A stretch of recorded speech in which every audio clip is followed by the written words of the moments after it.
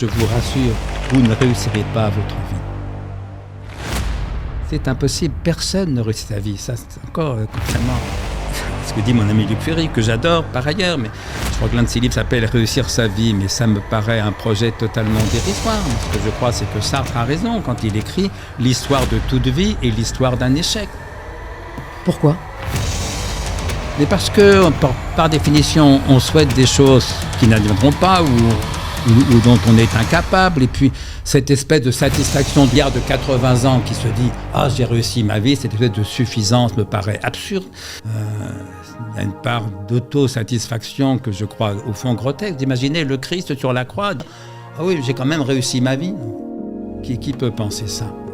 Non, moi je crois qu'il ne s'agit pas de réussir sa vie, il ne s'agit pas non plus de la rater volontairement, il s'agit de faire ce qu'on peut, voilà, faire ce qu'on peut, et comme on vit, voilà, là encore c'est ce que dit Montaigne, il cite un de ses amis qui dit « J'ai rien fait aujourd'hui ». Quoi, n'as-tu pas vécu ? C'est la principale occupation, évidemment. Tant que vous êtes vivant, c'est ça l'essentiel.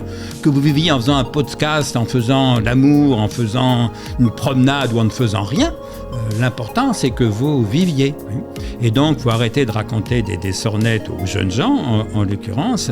L'important, c'est pas de réussir sa vie, c'est de vivre. Mais du même coup, faut pas vivre n'importe comment. Alors c'est pour ça qu'il importe de faire de la philosophie. Vous voyez, pour pas passer, comme vous disiez, à côté de sa vie. Alors on n'est jamais à côté, on n'est par définition en cœur dedans, mais ça veut dire pour pas passer à côté de ce qu'on aurait voulu vivre, que peut-être on pourrait vivre si on était un peu plus intelligent, un peu plus lucide, un peu plus honnête vis-à-vis de soi-même. Voilà, je dis souvent que philosopher, au fond, ça sert à vivre mieux. Il s'agit de penser mieux pour vivre mieux. C'est ça le pari de la philosophie. Mais pas du tout pour se trouver un sens.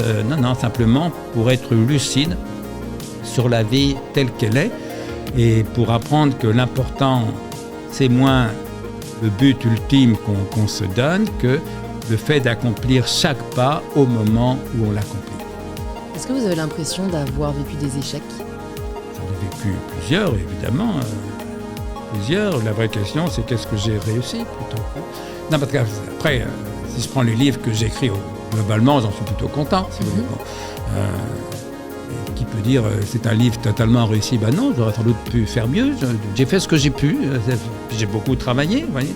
Donc il y a bien une forme de réussite. Par contre, les échecs, j'ai des échecs davantage sans doute dans ma vie privée. Oui, presque mon premier mariage. Je ne vis pas avec la mère de mes enfants.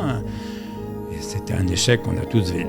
Enfin, elle et moi, que nous avons vécu douloureusement. Mes enfants, pas trop, parce qu'on a fait en sorte qu'ils n'en souffrent pas trop. On s'est séparés dans de bonnes conditions. C'est moi, officiellement, qui avais la garde des enfants, mais mon ex-femme venait quand elle voulait chez nous. Enfin, tout ça s'est plutôt bien passé. Mais pour nous deux, pour elle et moi, ça a été un échec douloureux. Oui.